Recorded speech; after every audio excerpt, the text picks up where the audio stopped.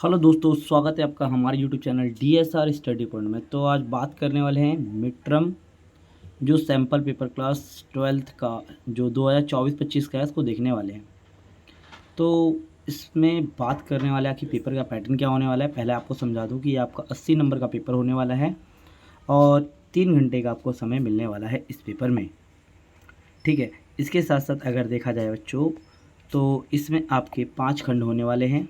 ठीक है, ABCDE तक होने वाले हैं। सभी प्रश्नों के उत्तर देने आप सभी को लेकर अनिवार्य हैं। 1 से 12 तक जो प्रश्न होंगे बच्चों, वो बहुविकल्पीय प्रश्न होंगे, ऑप्शन वाइज होंगे।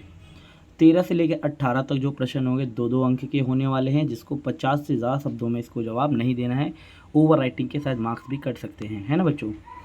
इसके साथ साथ 19 से 23 तक जो प्रश्न 4-4 अंक के होने वाले हैं, जिसको 100 से अधिक शब्दों में जवाब नहीं देना है।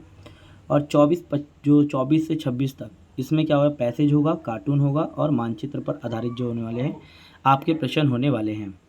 ठीक है बच्चों, 27 से 30 तक जो प्रश्न देखने वाले हैं, जो 6-6 अंक के आपके होने वाले हैं, जिनको आपको 170 शब्दों में या इससे ज़्यादा शब्दों में नहीं देना है। ठीक है, 6-6 अंक जो प्रश्न है ना बच्चों, 6-6 नंबर के, उसके अंदर आपको वैकल्पिक या अदर क्वेश्चंस आपको देखने को मिल जाएंगे, ऑप्शन वाले। ठीक है, तो ये इंग्लिश मीडियम का है। चलो अब बात करते हैं पहला। ठीक है, तो पहला प्रश्न है कि निम्नलिखित को हमें सुमेलित करना है, यानी हमें सही विकल्प चुनना है। तो आप सभी को पता है, जैसे अगर बात की जाए सैन्य समझौता, तो सैन्य समझौता वार्सा क्या है, एक सैन्य समझौता है। सुधारों की जो शुरुआत की थी सबसे पहले मिखाइल गोर्बाचेव ने की थी। ठीक है, रूस के राष्ट्रपति बोरिस येल्त्सिन थे। आर्थिक मॉडल कौन सा था बच्चों, शॉक थेरेपी एक आर्थिक मॉडल था। तो इसका ए ऑप्शन बिल्कुल आपका राइट हो जाएगा। ठीक है, चलो नेक्स्ट प्रश्न की ओर चलते हैं। नेक्स्ट हमारा प्रश्न है कि मध्य एशिया का वह कौन सा देश था जो 10 वर्षों तक गृह युद्ध की चपेट में रहा था, 2001 तक। ठीक है, तो कौन सा था बच्चों, तजाकिस्तान था, जो 2010 तक क्या रहा था, गृह युद्ध की चपेट में रहा था। नेक्स्ट प्रश्न की बात करते हैं। नेक्स्ट हमारा जो प्रश्न है कि यूरोपीय संघ की मुद्रा का नाम बताए। तो यूरोपीय संघ की मुद्रा क्या है बच्चों, डॉलर है, पौंड है, यूएल है, रूबल है या यूरो है। तो याद रखिए, यूरोपीय संघ की जो मुद्रा का नाम क्या था, यूरो था। ठीक है, चलो नेक्स्ट प्रश्न की बात करते हैं। नेक्स्ट हमारा जो प्रश्न है बच्चों कि ये थोड़ा गलत हो गया है, बांग्लादेश है बच्चों यहाँ। ठीक है, यहाँ बांग्लादेश है। तो बांग्लादेश के यानी बांग्लादेश के साथ भारत के संबंधों के बारे में सही कथन का चयन कीजिए। तो बांग्लादेश और भारत के बीच गंगा ब्रह्मपुत्र नदी के जल नदी यानी जल के हिस्सेदारी को लेकर हमेशा क्या रहता है, विवाद रहता है। दूसरा है, बांग्लादेश ने भारतीय सेना को पूर्वोत्तर भारत में जाने के लिए अपने इलाके से रास्ता देने में सहयोग किया। नहीं, ऐसा तो नहीं है। जो बांग्लादेश है भारत की लुक ईस्ट और 2014 की एक्ट ईस्ट नीति का हिस्सा है, ये भी नहीं है। और बांग्लादेश इस्लामिक कट्टरपंथी जमातों का क्या करता है, विरोध करता है, ये भी नहीं है। तो इसका ए ऑप्शन बिल्कुल राइट हो जाएगा। भारत और बांग्लादेश के बीच गंगा ब्रह्मपुत्र नदी जल बंटवारे को लेकर हमेशा विवाद रहता है। ठीक है, तो चलो नेक्स्ट क्वेश्चन है जो अभिकथन और कारण वाला। पहला है इसके अंदर कि दूसरे विश्व युद्ध के बाद सन 1945 में संयुक्त राष्ट्र संघ की स्थापना की गई थी। हाँ, ठीक है, और इसी में सेकंड जो ऑप्शन है बच्चों इसके अंदर कि शीत युद्ध के बाद वास्तविकता बदल गई और संयुक्त राष्ट्र संघ में क्या किए गए सुधार जरूरी है। ठीक है, तो इसके अंदर देखा जाए बच्चों, तो इसका बी ऑप्शन बिल्कुल राइट हो जाएगा। यानी ए और आर दोनों सत्य हैं, लेकिन आर ए की सही व्याख्या नहीं करता है, यानी इसका बी ऑप्शन बिल्कुल राइट हो जाएगा, ख। नेक्स्ट प्रश्न की बात करते हैं। नेक्स्ट प्रश्न है कि सुरक्षा परिषद में 5 स्थायी और 10 अस्थायी सदस्य। हाँ बिल्कुल हैं। 2 साल की अवधि तक अस्थायी सदस्य रहने के बाद लगातार किसी देश को इस पद पर रहने का के लिए दोबारा नहीं चुना जा सकता। हाँ बिल्कुल ठीक है, नहीं चुना जाता। तो बच्चों इसका जो है वो ए ऑप्शन बिल्कुल राइट हो जाएगा, ए ऑप्शन। ठीक है, नेक्स्ट प्रश्न की बात करते हैं। नेक्स्ट हमारा प्रश्न है कि निम्नलिखित में से किस देश को दक्षिणी एशिया का अंग नहीं माना जाता। तो किसे नहीं माना जाता, तो बच्चों चीन को दक्षिणी एशिया का देश सदस्य नहीं माना जाता। ठीक है, नेक्स्ट प्रश्न की बात करते हैं। नेक्स्ट हमारा जो प्रश्न है बच्चों कि आज एशिया और अफ्रीका के नव स्वतंत्र देशों के सामने सुरक्षा की मुख्य चुनौती क्या है या कौन सी है। तो एशिया और अफ्रीका के नव स्वतंत्र देशों के सामने मुख्य चुनौती कौन सा है बच्चों, विकास करने की है, क्योंकि ये आर्थिक इनका विकास बहुत धीमा है, बहुत कमज़ोर है। नेक्स्ट प्रश्न की बात करते हैं। नेक्स्ट हमारा जो बच्चों प्रश्न है कि निम्नलिखित में से कौन सा सुरक्षा के परंपरागत अवधारणाएं संबंधित है। तो आप सभी को पता है सैन्य हमला है जो है वो परंपरागत है, बाकी सारे के सारे क्या है अपरंपरागत है। चलो नेक्स्ट प्रश्न की बात करते हैं। 1967 के चुनाव में दूसरी बड़ी पार्टी कौन सी उभरी थी। तो CPI जो थी वो दूसरी पार्टी के रूप में सबसे ज़्यादा उभरी थी। तो इसका बी ऑप्शन बिल्कुल राइट हो जाएगा। ठीक है, नेक्स्ट प्रश्न की ओर चलते हैं बच्चों। नेक्स्ट हमारा जो प्रश्न है कि औपनिवेशिक क्या है बच्चों, औपनिवेशिक जब भारत गुलाम था तो औपनिवेशिक भारत में मुस्लिमों के हितों की रक्षा के लिए कौन सी राजनीतिक संस्था बनाई गई थी। तो मुस्लिमों के हितों की रक्षा करने के लिए मुस्लिम लीग बनाई गई थी 1906 में। तो इसका ए ऑप्शन बिल्कुल राइट हो जाएगा। नेक्स्ट प्रश्न की बात करते हैं। नेक्स्ट हमारा जो प्रश्न है रियो सम्मेलन कब हुआ था। तो आपसे पता रियो सम्मेलन 1992 में हुआ था। ब्राज़ील के रियो डी जेनेरो में आयोजित किया गया था। इसमें 170 से ज़्यादा देशों ने इसमें पार्टिसिपेट किया था। ठीक है बच्चों, अब इसके अंदर आते हैं पार्ट बी में आ जाते हैं, जिसमें आपके दो अंक के प्रश्न होने वाले हैं। तो बच्चों इसमें पहला प्रश्न होने वाला है कि सोवियत प्रणाली के दोष बताइए। तो आप सभी को पता है सोवियत प्रणाली के क्या क्या दोष हैं। तो पहला तो याद रखिएगा कि सोवियत प्रणाली में साम्यवादी पार्टी का दबदबा था, यानी एक पार्टी का वर्चस्व था और ये पार्टी 70 सालों तक शासन कर रही थी, है ना। और इसके साथ साथ क्या हुआ था, सोवियत प्रणाली में 15 गणराज्यों में हर मामले में रूस का क्या था, ज़्यादातर प्रभुत्व होता था। तो ये थी सोवियत प्रणाली की कमियां। चलो नेक्स्ट क्वेश्चन है बच्चों कि क्षेत्रीय संगठन का अर्थ बताइए। तो देखो बच्चों क्षेत्रीय संगठन क्या होता है, अपनी प्रभुसत्ता संपन्न देशों के बीच क्या होता है, अपनी स्वेच्छा से सहयोग के लिए क्या करते हैं, संधि करते हैं या समझौता करते हैं। ठीक है, और इसके में क्या होता है, जो निश्चित क्षेत्र के भीतर होता है और उन देशों में ही सम्मिलित हित होते हैं। मतलब अगर कोई 7 देश है तो सातों देशों के हित शामिल होंगे, इसलिए संगठन बनाए जाते हैं। चलो नेक्स्ट प्रश्न की बात करते हैं। नेक्स्ट हमारा जो प्रश्न है, भारत और पाकिस्तान के संबंधों को सुधारने के लिए कोई 2 उपाय बताइए। तो आप सही को देखो, दोनों देशों के युद्ध की जोखिम को कम करने के लिए विश्वास बहाली करना चाहिए, यानी ट्रस्ट को बनाए रखना चाहिए ना, विश्वास। और नियमित क्या करना चाहिए, शिखर सम्मेलन आयोजित किया जाना चाहिए जहां विभिन्न समस्याओं के हल खोजा जा सके। इस नीति के द्वारा क्या है, भारत और पाकिस्तान के संबंधों को सुधारा जा सकता है। चलो नेक्स्ट प्रश्न की बात करते हैं। नेक्स्ट हमारा जो प्रश्न है, विश्व बैंक के कोई 2 कार्य बताइए। तो आप सभी को पता है विश्व बैंक क्या करता है, ग्रामीण और कृषि क्षेत्र के विकास के लिए काम करता है और सदस्य देशों को क्या करता है, अनुदान के लिए काम करता है, यानी पैसा वैसा देता है। ठीक है, चलो नेक्स्ट प्रश्न की बात करते हैं। नेक्स्ट हमारा प्रश्न है, महात्मा गांधी के अनुसार 15 अगस्त 1947 को, ठीक है, खुशी और गम दोनों का दिन था। क्यों, आखिर ऐसा क्यों कहा था महात्मा गांधी ने।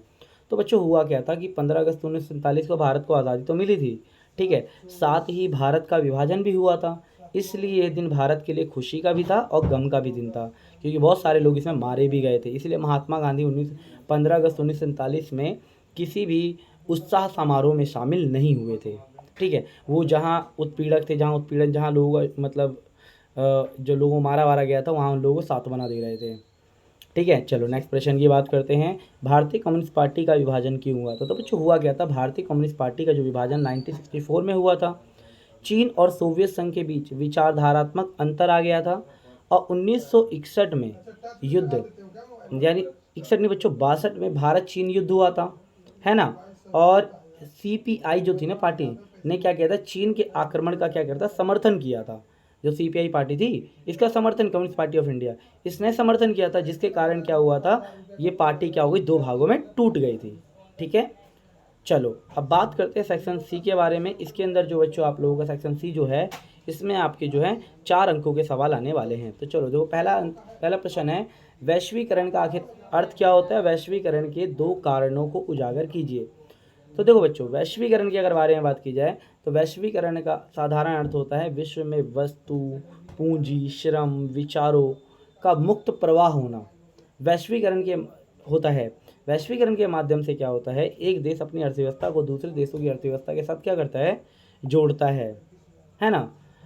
अब वैश्वीकरण के कारण क्या थे, जैसे प्रौद्योगिकी क्रांति हुई थी, यानी टेक्नोलॉजी में डेवलपमेंट हुआ था, वैश्विक पारस्परिक निर्भरता बहुत ज़्यादा बढ़ गई थी, प्राकृतिक आपदा और महामारी भी फैल गई थी, और इसके साथ साथ क्या हुआ था बच्चों कि जो टेलीफोन, टेलीग्राफ, माइक्रोचिप, इंटरनेट और अन्य सूचना के संसाधनों ने क्या किया था, मतलब संचार में एक क्रांति लेकर आ गए थे।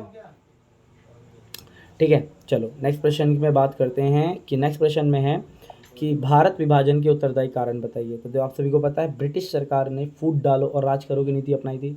मतलब जब ब्रिटिशर्स जब भारत में जब भी रहे थे, तब अंग्रेज जब रहे थे, तब तक उन्होंने भारत में फूट डालते थे, हिंदू और मुस्लिमों के बीच भड़का दिया, यहाँ तक कि जाते विभाजन जाते जाते भी रजवाड़ों को भड़काते हुए गए थे, है ना, कि तुम्हें भारत में रहना है भारत में रहो, पाकिस्तान में रहना पाकिस्तान में रहो, इस प्रकार भड़काते रहते। मुस्लिम लीग की स्थापना हुई थी, पाकिस्तान निर्माण की मांग की गई थी, यानी द्विराष्ट्र सिद्धांत की मांग की गई थी। उन्होंने ये कहा था भारत किसी एक कौम का नहीं बल्कि दो कौमों का देश है, हिंदू और मुस्लिम, इसलिए दो भागों में से बांट दिया जाए। और उस समय सिचुएशन ऐसी बन गई थी ना, महात्मा गांधी के विभाजन चाहते ही नहीं थे, लेकिन उस समय मार काट धर्म के आधार पर सांप्रदायिकता फैल गई थी, जिसके कारण विभाजन करना पड़ा था। ठीक है, तो ये कारण थे। नेक्स्ट है बच्चों, क्वेश्चन है कि कांग्रेस पार्टी यानी कांग्रेस किन अर्थों में एक विचारधारात्मक गठबंधन था। तो होता क्या, देखो बच्चों, कांग्रेस में अनेक विचारधाराओं के लोग थे, जैसे कि शांतिवादी, चरमपंथी, नरमपंथी, क्रांतिवादी, ठीक है, दक्षिणपंथी, वामपंथी, हर विचारधारा के लोग इसके अंदर थे। इसके साथ साथ क्या हुआ था कि कांग्रेस में समाजवादी और पूंजीवादी दोनों विचारधाराओं के नेता मौजूद थे, और सभी धर्म, जाति, सामाजिक वर्गों का प्रतिनिधित्व ये पार्टी करा करती थी। कांग्रेस एक मंच की तरह थी जिस पर अनेक समूह, हित और राजनीतिक दल क्या होते हैं, शामिल थे इसके अंदर। ठीक है, इसके साथ साथ क्या था बच्चों कि कांग्रेस के गठबंधनीय स्वभाव ने उसे एक असाधारण ताकत दी थी, और इंद्रधनुष के सामने विविध वर्ग, जाति, धर्म, भाषा, प्रतिनिधित्व वाली पार्टी ये उभर कर सामने आई थी। ठीक है, चलो नेक्स्ट पार्टी के नेक्स्ट बात करते हैं, यूरोपीय संघ को क्या चीज़ें कमज़ोर बनाती हैं या उसकी शक्ति को सीमित करती हैं। तो देखो, कभी कभी सदस्य देशों में क्या होता है, विदेशी और रक्षा नीति को लेकर क्या होता है, एक दूसरे के खिलाफ हो जाते हैं। एग्जाम्पल के लिए अगर बात की जाए, जब ब्रिटेन ने इराक पर आक्रमण किया तो क्या हुआ था, ब्रिटेन के प्रधानमंत्री जो टोनी ब्लेयर थे इसका समर्थन किया था, लेकिन वहीं जर्मनी और फ्रांस ने क्या किया था, इसका विरोध किया था। ठीक है, एक संविधान बनाने का प्रयास भी क्या रहा था, असफल रहा था। डेनमार्क और स्वीडन ने मास्टिक संधि को मानने से इनकार कर दिया था और यूरो को विरोध किया था, भैया हम यूरो को नहीं मानेंगे, मास्टिक संधि। और कई सदस्य देशों ने अमेरिकी गठबंधन में थे, बहुत सारे सदस्य देश अमेरिकी गठबंधन में चले गए थे। तो ये चीज़ें यूरोपीय संघ को कमज़ोर बनाती है। नेक्स्ट प्रश्न है, बदलती परिस्थितियों में प्रभावी और सुचारू ढंग से कार्य करने के लिए संयुक्त राष्ट्र संघ की प्रक्रिया ढांचे में सुधार के कौन कौन से प्रस्ताव सुझाए गए थे। तो देखो, पहला क्या था, इसमें ये कहा गया था भैया सुरक्षा परिषद क्या करे, अपने स्थायी तथा यानी स्थायी सदस्य संख्या क्या करनी चाहिए, बढ़ानी चाहिए। वीटो पावर को क्या कर देना चाहिए, समाप्त कर देना चाहिए, है ना। विकसित देशों के प्रभाव को समाप्त कर देना चाहिए और कार्य प्रणाली को ज़्यादा लोकतांत्रिक बनाना चाहिए, है ना। तो ये सारे काम करना चाहिए, जिससे उसका महत्व क्या हो जाएगा, बहुत ज़्यादा बढ़ जाएगा।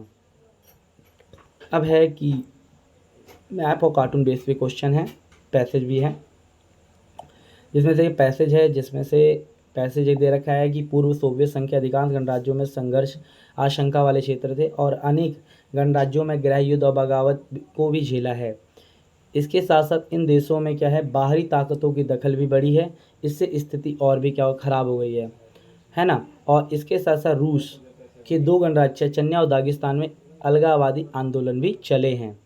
तो ये पैराग्राफ सोवियत संघ के बारे में बताता है। तो पहला है इसमें CIS का पूरा नाम लिखिए। तो आपको पता है CIS का कॉमनवेल्थ इंडिपेंडेंट स्टेट, यानी स्वतंत्र राष्ट्रों का राष्ट्रकुल, जिसकी स्थापना हुई थी 1991 के बाद। 15 राज्य सोवियत संघ के उभर के आए थे ना, तो वो था। तो क्या है बच्चों, इसका सही ऑप्शन हो जाएगा स्वतंत्र राष्ट्रों का राष्ट्रकुल, बी ऑप्शन इसका बिल्कुल राइट हो जाएगा। नेक्स्ट है कि इनमें से कौन सा देश CIS का सदस्य नहीं है। तो जो है आप सभी को पता है इनमें से कौन सा देश नहीं है, तो वो पाकिस्तान नहीं है बिल्कुल। ठीक है, चलो नेक्स्ट की बात करते हैं। नेक्स्ट हमारा प्रश्न है, पूर्व सोवियत संघ के किस देश 10 वर्षों तक गृह युद्ध की चपेट में रहा था। तो वो रहा था तजाकिस्तान। अभी MCQ में भी था ये क्वेश्चन। ठीक है, नेक्स्ट प्रश्न है कि निम्नलिखित में से रूस के किन दो गणराज्यों में हिंसक अलगाववादी आंदोलन चला था। तो किस में चला था, चेचन्या और दागिस्तान में हिंसक अलगाववादी आंदोलन चले थे। अब आता है मैप आधारित प्रश्न, जिसमें से दिया गया है आपको, इसके अंदर आपको क्या करना है, ये मानचित्र जो है वो आपको भरना है। ठीक है, इसमें पहला बोला गया है कि वह राज्य जिसे मध्य प्रदेश से अलग करके बनाया गया था वो कौन था, छत्तीसगढ़ था। स्वतंत्र भारत में साम्यवादी सरकार द्वारा शासित पहला राज्य कौन सा था, केरल था। ठीक है, पोटी श्रीराम मुल्लू कहाँ के थे? आंध्र प्रदेश के थे। और भारत का वह भाग जहाँ सार्वभौमिक वैश्य मताधिकार अपनाया गया था मणिपुर में अपनाया गया था 1948 में। ठीक है, तो ये इसका मैप है, देख लीजिएगा। चलो, एक कार्टून है।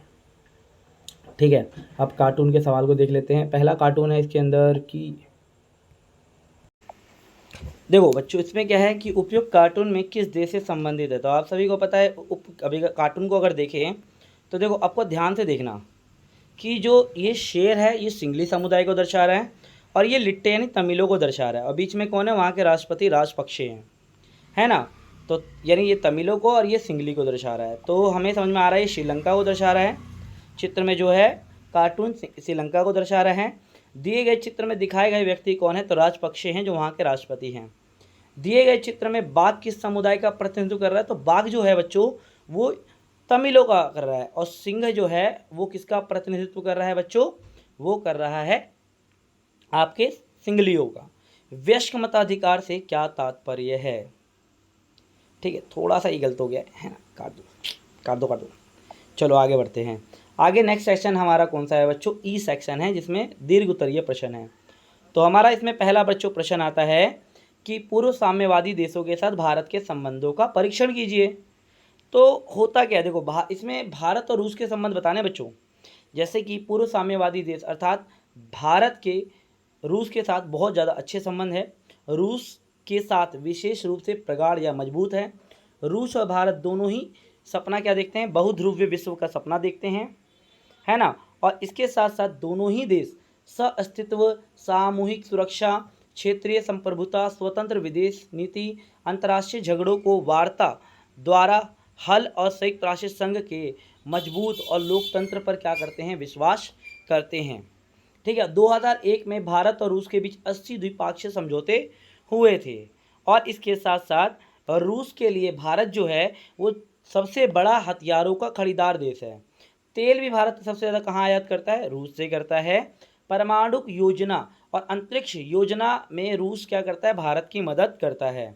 कजाकिस्तान और तुर्कमेनिस्तान के साथ ही ऊर्जा आयात को बढ़ावा दिया गया है भारत और, ठीक है ना। और उज्बेकिस्तान में जो भारतीय फिल्में जो कलाकार जैसे अमिताभ बच्चन, राज कपूर यहाँ काफ़ी पसंद किए जाते हैं।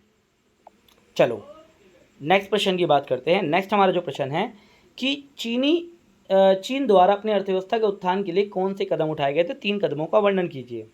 तो देखो बच्चों कौन कौन से कदम उठाए गए थे। पहला, 1972 में उसने अमेरिका के साथ संबंध बनाकर अपना राजनीतिक एकांतवास तोड़ दिया था उसने। 1973 में जो वहाँ के प्रधानमंत्री चाउ एन लॉय ने क्या किया? कृषि, उद्योग, सेवा, विज्ञान, प्रौद्योगिकी क्षेत्र में 4 आधुनिकीकरण के प्रस्ताव रखे थे। ठीक है, फिर इसके बाद जो तात्कालिक नेता आ गए थे, देंग शाओपिंग आ गए थे, जो 1978 में क्या तात्कालिक नेता बने थे और इन्होंने आर्थिक सुधार की नीति अपनाई थी। इन्होंने खुले द्वार की नीति अपनाई। 1982 में इन्होंने खेतों का निजीकरण किया। ठीक है, और 1998 में इन्होंने उद्योगों का निजीकरण करके क्या किया? चीन को एक विशेष आर्थिक क्षेत्र यानी स्पेशल इकोनॉमिक जोन में स्थापित किया था। और इस तरीके से चीन ने क्या किया? अपनी अर्थव्यवस्था ग्रोथ किया। नेक्स्ट प्रश्न की बात करते हैं। भारत बांग्लादेश के साथ भारत के संबंधों के सकारात्मक और नकारात्मक पहलुओं का वर्णन कीजिए। तो सहयोग, ये सकारात्मक बात तो की है। आपदा प्रबंधन, विकास, आर्थिक सहयोग से मामलों में जो है दोनों देश एक दूसरे के निकट आए हैं बच्चों। इसके साथ साथ बांग्लादेश भारत के लुक ईस्ट और एक्ट ईस्ट नीति का क्या है बच्चों? हिस्सा है। पर्यावरण के मामले में दोनों ही देश क्या करते हैं? आपस में सहयोग करते हैं। और भारत ने बांग्लादेश को कोविड-19 के दौरान वैक्सीन भी दी थी, ये भी याद रखना। तो इस तरीके से दोनों देशों ने आपस में मेहनत की यानी मदद करी है। ठीक है, अब बात करते हैं भारत और बांग्लादेश की असहयोग या विवाद के मुद्दे कौन कौन से हैं। तो ढाका में भारत को प्राकृतिक गैस निर्यात न करने का फैसला लिया गया है। भारतीय सेनाओं को पूर्वोत्तर भारत में जाने के लिए जो बांग्लादेश है वो रास्ता नहीं देता है, इनकार कर देता है। और भारत विरोधी इस्लामिक कट्टरपंथी जमातों का क्या करता है? समर्थन करता है बांग्लादेश। गंगा और ब्रह्मपुत्र नदी जल बंटवारे को लेकर हमेशा विवाद रहता है। भारत सरकार मतलब बांग्लादेश की जो सरकार है भारत सरकार पर यह आरोप लगाती है कि चटगांव पर्वतीय क्षेत्रों पर में क्या किया? भारत ने भड़काया है उन लोगों को। और बांग्लादेश के प्राकृतिक गैस में भारत ने क्या किया, सेंधमारी की है या बेईमानी की है, ऐसा बांग्लादेश भारत पर क्या करता है, आरोप लगाता है। तुम्हें लगता है कि ऐसा हो सकता है, लेकिन ये आरोप बांग्लादेश हम पर लगाता है। चलो नेक्स्ट प्रश्न की बात करते हैं। अथवा में है, संयुक्त राष्ट्र संघ को और अधिक प्रासंगिक बनाने के लिए कौन कौन से कदम उठाने का निर्णय लिया गया है। ठीक है ना, तो कौन कौन से कदम उठाने का निर्णय लिया गया। पहला, संयुक्त राष्ट्र संघ को एक ध्रुवीय विश्व में अधिक प्रासंगिक बनाने के लिए निम्नलिखित उपाय किए गए हैं। पहला क्या है बच्चों, क्या किया गया था, शांति संस्थापक आयोग का गठन किया गया, मानव अधिकार परिषद की स्थापना करी गई, सहस्त्राब्दी विकास यानी 1000 सालों का में जो विकास करने वाले हैं उस लक्ष्य को हासिल करना, ठीक है, एक लोकतंत्र कोष की गठन करना, आतंकवाद का सभी रूपों में क्या करना बच्चों, निंदा करना। इसके साथ साथ बच्चों, अगर कोई देश अपने देश के लोगों या नागरिकों पर हो रहे अत्याचार से नहीं बचा पाता है तो विश्व बरादरी क्या करेगी, इसकी जिम्मेदारी उठाएगी। ठीक है ना, और इसके साथ साथ क्या होगा बच्चों कि न्यायशीता परिषद को समाप्त किया जाएगा, और समाप्त कर भी दिया गया है ना 1994 में। चलो नेक्स्ट क्वेश्चन की ओर बढ़ते हैं। नेक्स्ट क्वेश्चन है, राज्य पुनर्गठन आयोग क्या था, इसकी मुख्य सिफारिशें बताइए। तो देखो बच्चों, 1953 में केंद्र सरकार ने क्या किया था, उच्चतम जो न्यायालय के जो पहले न्यायाधीश जिसका नाम था अबुल फजल, है ना बच्चों, तो अबुल फजल की अध्यक्षता में 3 सदस्यीय राज्य पुनर्गठन आयोग का गठन किया था। इसकी मुख्य सिफारिश क्या थी, तो पहली सिफारिश की बच्चों ये थी कि त्रिस्तरीय यानी ABC राज्य प्रणाली को समाप्त कर दिया जाएगा। दूसरा, केवल 3 केंद्र शासित प्रदेश हैं, क्षेत्र जैसे अंडमान निकोबार, दिल्ली और मणिपुर को छोड़कर बाकी सभी केंद्र शासित प्रदेशों को उनके नज़दीकी राज्यों में क्या कर लिया जाएगा, मिला लिया जाएगा। और इसके साथ साथ राज्यों की सीमा का निर्धारण वहाँ पर बोली जाने वाली भाषा के आधार पर होगा। ठीक है, और अपनी रिपोर्ट 1955 में प्रस्तुत की गई और इसके आधार पर संसद ने राज्य पुनर्गठन अधिनियम 1956 पारित किया। इसके अंतर्गत भारत में 14 राज्य और 6 केंद्र शासित प्रदेश बांटे गए थे, है ना बच्चों। चलो अब इस सैंपल पेपर का अंतिम प्रश्न जो है आपका है, भारत में एक दल की प्रधानता के कारणों का वर्णन कीजिए, यानी वो क्या कारण जिसके कारण भारत में केवल एक ही दल था, ठीक है, या कांग्रेस के प्रभुत्व के कारण। तो देखो बच्चों, पहला है, प्रथम 3 आम चुनाव में कांग्रेस एक दल का प्रभुत्व रहा था। ठीक है, क्योंकि इस दल को क्या स्वतंत्रता संग्राम की विरासत हासिल थी, क्योंकि आज़ादी के टाइम पे जैसे असहयोग आंदोलन, ठीक है ना, सविनय अवज्ञा आंदोलन, भारत छोड़ो आंदोलन में स्वतंत्र यानी कांग्रेस पार्टी का काफ़ी महत्वपूर्ण योगदान था। ये काफ़ी ज़्यादा सुसंगठित पार्टी थी, यानी सोचो ना, इस पार्टी की स्थापना 85 में हुई थी, जब अन्य पार्टियाँ अपना कार्यक्रम लागू कर रही थी या योजना बना रही थी, उससे पहले तो भाई सारा काम कर चुकी थी ये, और सबसे पुरानी पार्टी थी, सबसे ज़्यादा पुरानी पार्टी थी बच्चों ये। इसके साथ साथ क्या था बच्चों, पार्टी राष्ट्रव्यापी नेटवर्क था। ठीक है, प्रसिद्ध इसके अंदर चमत्कारी या प्रसिद्ध इसके अंदर नेता थे, जैसे जवाहरलाल नेहरू जैसे, सबको समेट कर और मेल जोल कर चलने वाली जो पार्टी थी बच्चों ये वाली, और भारत की चुनाव प्रणाली में थी। कांग्रेस की प्रकृति सामाजिक विचारधारात्मक गठबंधन थी। ठीक है, जिसमें क्या होते थे, बहुत सारे लोग आया करते थे। ठीक है ना, जैसे इसमें उद्योगपति, शहर के बाशिंदे, गांव के लोग, मजदूर, मालिक, मध्य, निम्न वर्ग, उच्च वर्ग, ठीक है, ये सभी लोग इसमें क्या होते थे, शामिल हुआ करते थे। और अलग अलग विचारधारा जैसे गर्मपंथी, नरमपंथी, दक्षिणपंथी, वामपंथी, मतलब इस सारी विचारधाराओं में इसमें शामिल था कांग्रेस में। और कांग्रेस की गठबंधनी स्वभाव में विपक्षी दलों के सामने क्या कर दिया था, एक समस्या खड़ी कर दी थी। कांग्रेस को असाधारण शक्ति मिली हुई थी। चुनावी कंपटीशन में अगर देखा जाए ना, पहले दशक में कांग्रेस ने शासक दल की भूमिका निभाई थी। ठीक है ना, विपक्ष भी था, राज्य सत्ता के द्वारा न्यायाधीशों के कार्यों में भी बाधा ना पहुंचना चाहिए, है ना, और न्यायाधीशों की नियुक्ति में विधान पालिका का हस्तक्षेप नहीं होना चाहिए, ये भी बात कही गई थी उसके अंतर्गत। ठीक है, तो ये था बच्चों 30 के 30 प्रश्न। सबको ये एक सैम्पल पेपर है, कल आप लोगों का पेपर होने वाला है, तो बेस्ट ऑफ लक। उम्मीद है आपका पेपर अच्छा जाए, और कल हम लोग इसी पर ही क्या करेंगे, आपका पेपर सॉल्व करने वाले हैं। तो मिलते हैं एक नई वीडियो के साथ, तो बेस्ट ऑफ लक, खुश रहें, जय हिंद, जय भारत।